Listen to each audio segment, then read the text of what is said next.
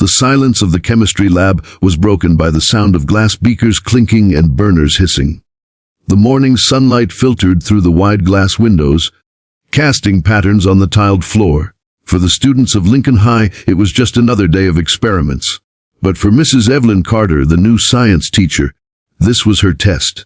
It was only her third week at the school, and though she had earned the respect of many students for her disciplined teaching style and calm demeanor, there were still some who looked at her with disdain, particularly the school's most notorious troublemaker, Jason Miller. Jason wasn't just an ordinary high school bully. At 17, tall with broad shoulders, a shaved jawline, and an arrogance carved into his smirk, he ruled the hallways with intimidation. Teachers dreaded him, students feared him, and the principal often gave in to his manipulations because Jason's father was a wealthy donor of the school. He had a gang of boys who laughed at his cruel jokes, carried out his orders, and never dared question his dominance. For Jason, authority was a challenge, and Mrs. Carter was just another target. But what Jason didn't know, and what the whole school was about to learn, was that Evelyn Carter wasn't just a science teacher. She had once worn the uniform of the military, serving as a combat medic in war zones where every day was a fight between life and death. She had seen battles, faced chaos, and survived moments most people couldn't imagine. She carried scars on her soul that no one could see, but she also carried strength forged in fire. To her, Jason was just a boy who had never truly seen hardship, who mistook cruelty for power. But he was about to learn a lesson he would never forget. The lab experiment was going smoothly until Jason decided to disrupt. While other students carefully measured liquids and heated solutions, Jason leaned against the counter, tossing a glass rod like it was a toy. He made loud jokes, mocked classmates for being nerds, and deliberately spilled water near a girl's experiment, causing her project to fail. His friends laughed, and the girl sat down in tears. Evelyn walked over calmly, her voice steady but firm. "Jason," she said, her tone carrying quiet authority, "pick up the mess, apologize to her, and focus on your own work." The room went silent. Students exchanged nervous glances. No one had ever spoken to Jason that way before, not without trembling. Jason narrowed his eyes, smirk fading into a scowl. "What did you just say to me?" "I said," Evelyn repeated, meeting his gaze without blinking, "clean up the mess, apologize, and focus on your work." Jason's pride burned. No teacher had dared order him around in front of others. He felt mocked, exposed, humiliated. His friends whispered behind him, some snickering, and that only fueled his rage. Without thinking, Jason slammed the rod down, stormed up to Evelyn, and in a shocking moment, he grabbed her throat with his hand, shoving her back against the lab counter. Gasps filled the room. Beakers rattled. Students froze in horror. It was as if time stopped. But what happened next shocked everyone. Evelyn did not panic. She did not beg. She did not scream. With a swiftness that seemed almost unreal, she shifted her body weight, gripped Jason's wrist, and twisted. In one motion, she broke free from his grip, spun him around, and with precise control, pinned him to the floor. Jason, the untouchable king of Lincoln High, was on his knees gasping, his arm locked painfully behind his back.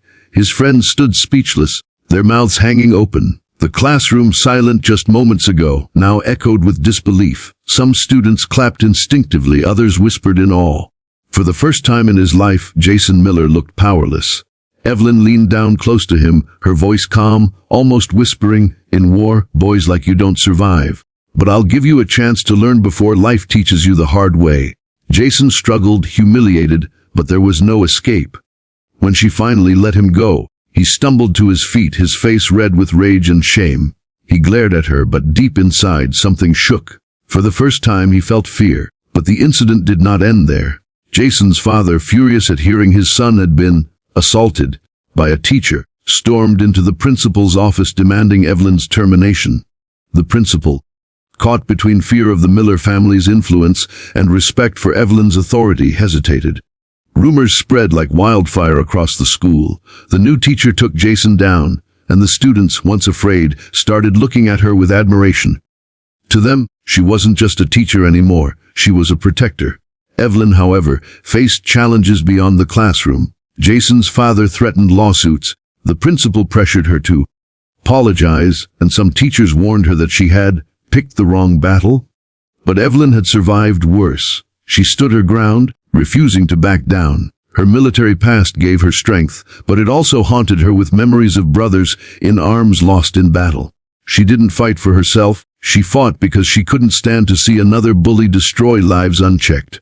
Meanwhile, Jason began to crumble. His friends distanced themselves, afraid of being caught in the storm. Students no longer looked at him with fear but with pity, or worse, with laughter. For Jason, whose entire identity was built on intimidation, this was unbearable. At home, his father's anger only grew, and their relationship fractured. At school, he was summoned for disciplinary hearings. His grades slipped, his pride was shattered, and his future, once paved by his father's wealth and influence, started to look uncertain. But Evelyn wasn't cruel. She didn't want to destroy Jason. She wanted to teach him. One afternoon after class, she found him sitting alone in the empty gym, shoulders slumped, eyes hollow. For the first time, Jason looked less like a bully and more like a lost child. "You think the world owes you respect," Evelyn said softly, sitting across from him. "But respect isn't taken by fear. It's earned by how you treat others." Jason scoffed, but his voice cracked. "You ruined everything. Everyone laughs at me now." "No, Jason," she replied gently. "You ruined it yourself. But you can rebuild. Life isn't about never falling. It's about learning to stand up the right way." Those words planted a seed. It didn't grow overnight, but slowly, Jason began to change. He was forced to attend counseling. Evelyn pushed the principal to give him community service instead of expulsion, making him tutor younger students. At first, he resisted, but then something unexpected happened. One of the kids he tutored looked up to him, genuinely grateful.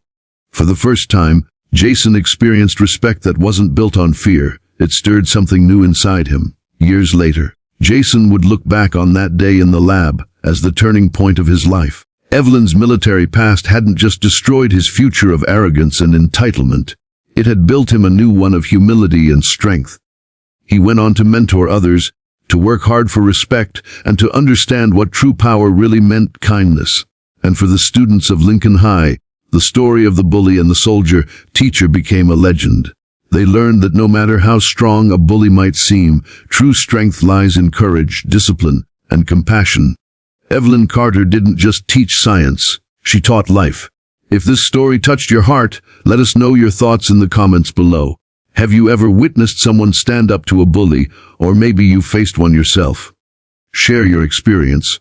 We'd love to hear from you. And if you want more powerful and emotional stories like this, don't forget to like, share, and subscribe to our channel. Be kind always.